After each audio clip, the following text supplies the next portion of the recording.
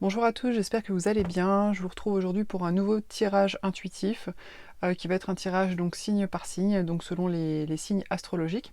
Donc je vous invite à regarder votre signe solaire, c'est-à-dire votre signe astrologique. Généralement c'est celui qu'on connaît en premier, qui a rapport à notre date de naissance.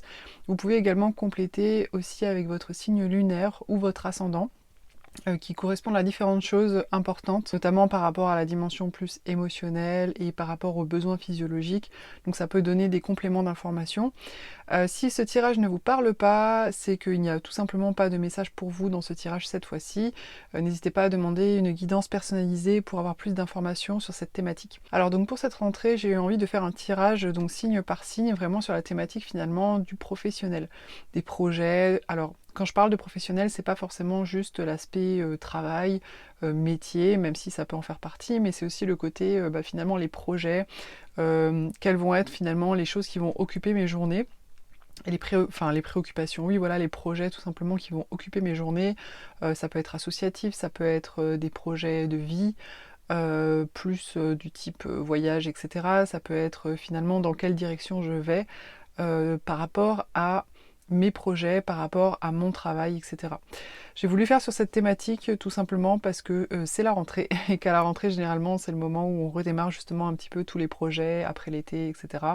Et c'est souvent un moment de redémarrage, voilà, de mise à zéro, de mise à niveau justement de tout ça. Et voilà, donc on va voir un petit peu au travers des cartes finalement où vous en êtes par rapport à ça, par rapport à vos projets pour cette rentrée, les conseils qui vont être donnés également, et puis éventuellement comment dépasser les éventuelles difficultés que vous pouvez rencontrer.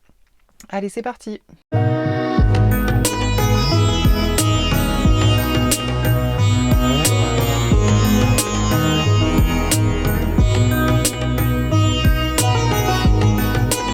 Les Gémeaux, pour cette rentrée 2021, par rapport à vos projets professionnels. Alors, l'énergie dans laquelle vous êtes pour cette rentrée, en tout cas votre état d'esprit actuel par rapport à vos projets, c'est un état d'esprit d'engagement. C'est-à-dire que vous arrivez là sur cette rentrée, alors soit vous venez de signer un engagement, et du coup vous êtes dans un état d'esprit où voilà, vous êtes engagé par rapport à quelqu'un, à quelque chose, un projet. Ça peut être une collaboration, ça peut être signer un contrat pour un nouvel emploi, etc. Soit c'est un petit peu ce que vous avez en tête, c'est-à-dire vous vous dites tiens, voilà, j'aimerais entrer dans l'engagement, j'aimerais quelque chose de stable, signer un contrat, etc. Ce que vous désirez le plus, c'est la justice. La justice, c'est vraiment une carte d'équilibre. Donc ça parle d'engagement aussi un peu, hein.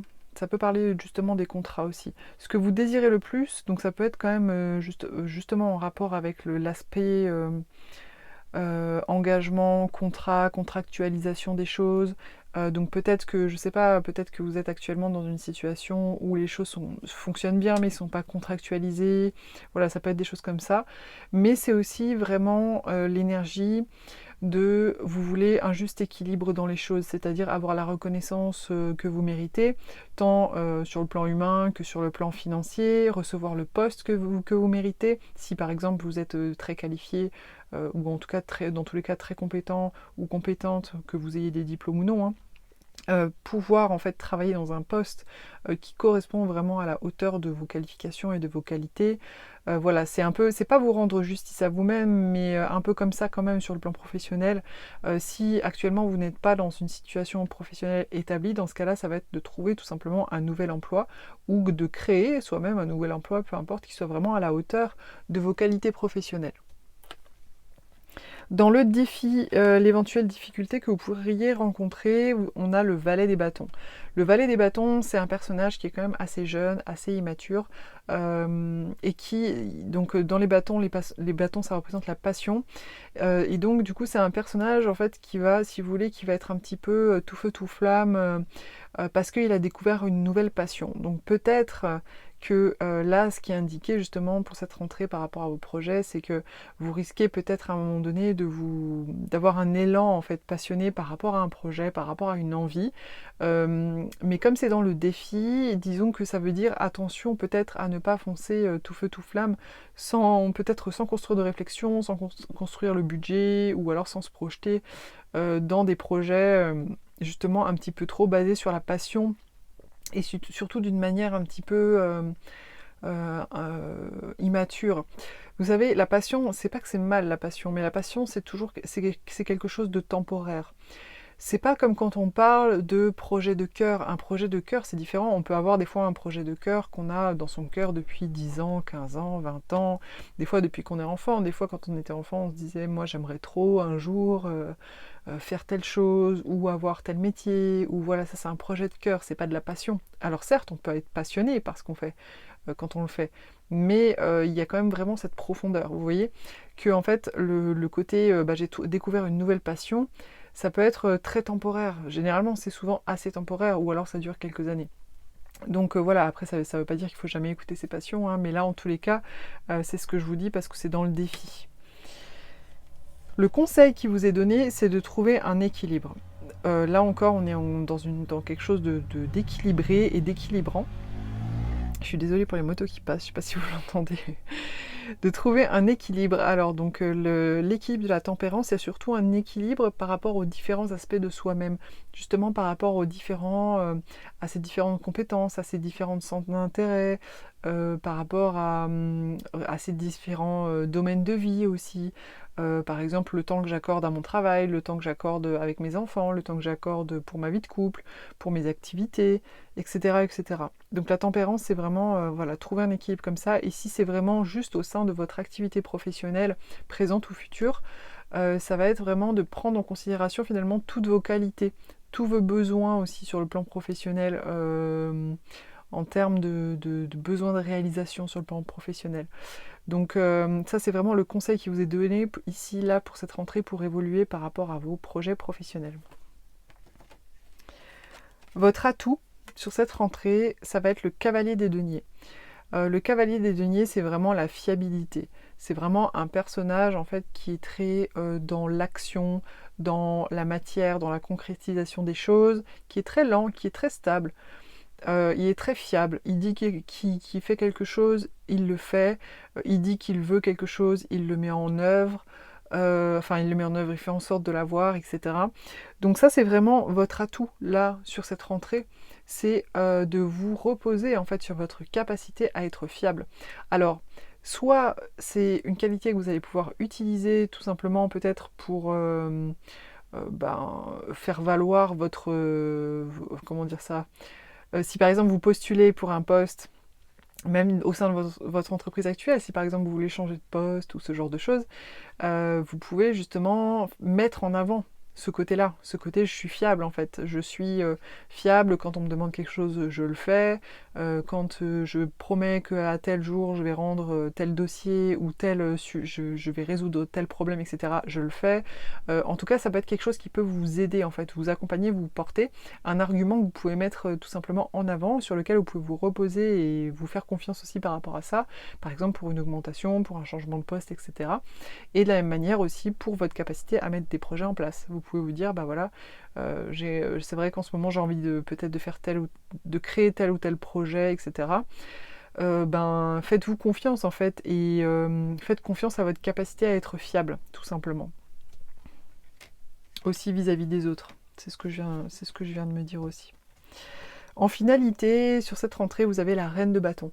La reine de bâton, c'est un personnage qui est très séduisant, très dans la séduction, très dans la confiance en soi aussi.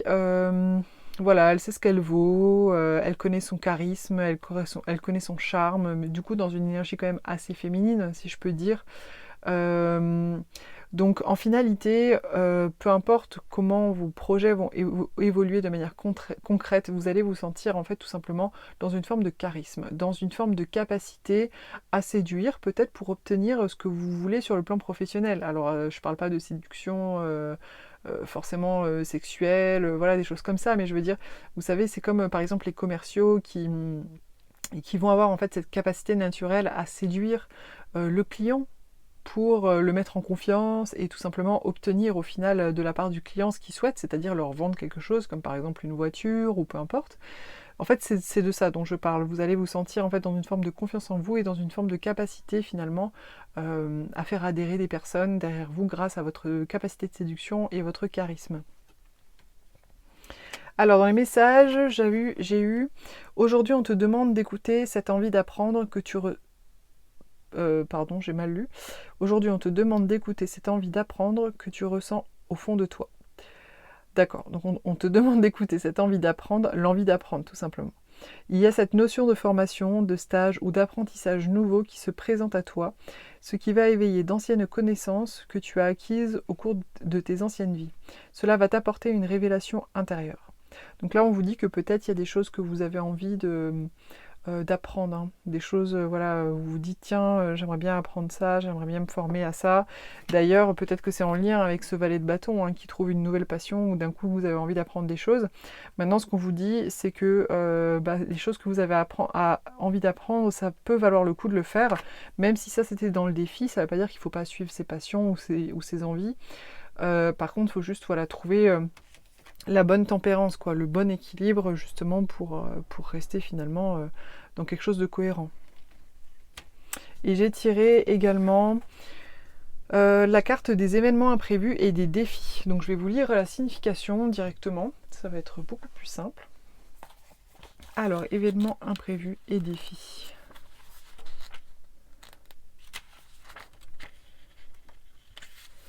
Tes guides te disent bien que tu es dans une phase de transition pour ta vie professionnelle, et cela va te donner l'impression que les choses sont compliquées, voire impossibles. Ce n'est pas le cas, mais on te dit bien que tu as encore certaines étapes à franchir avant d'obtenir le renouveau que tu attends.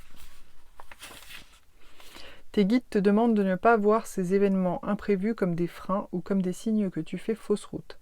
Actuellement, ce n'est pas le cas pour toi, mais tu as des défis à relever pour être ensuite dans l'évolution complète et fluide de tes attentes et de tes projets. Accueille chaque événement imprévu comme une étape supplémentaire vers l'ouverture de toi-même et vers la concrétisation de ce que tu souhaites. Reste motivé et déterminé. Même si le chemin est parfois parsemé de grands virages, tout est là pour que tu puisses être connecté avec ta force intérieure et tes convictions. Ces événements imprévus peuvent se présenter sous différentes formes en lien direct ou non avec d'autres personnes. Rappelle-toi qu'ils sont nécessaires pour toi et que tout est en ordre si tu restes focalisé sur ce qui est important pour toi. Voilà, donc si vous rencontrez des petits blocages dans les premiers temps, après ici moi je ne voyais pas forcément de blocage, mais si vous rencontrez quelques difficultés, quelques petits blocages en mettant en œuvre tout simplement vos projets, pas de panique, en fait ces blocages sont juste là pour vous permettre d'apprendre et de comprendre un certain nombre de choses pour pouvoir tout simplement accéder à ce que vous souhaitez à un moment donné. Et c'est en chemin, c'est en cours. Donc pas de panique, surtout continuez. J'espère que cette guidance vous a plu, n'hésitez pas à liker, à partager. Vous pouvez aussi me laisser un petit commentaire pour me dire ce que vous en avez pensé. Et surtout, pensez à vous abonner pour recevoir dans vos notifications les prochaines vidéos. Je vous dis à bientôt.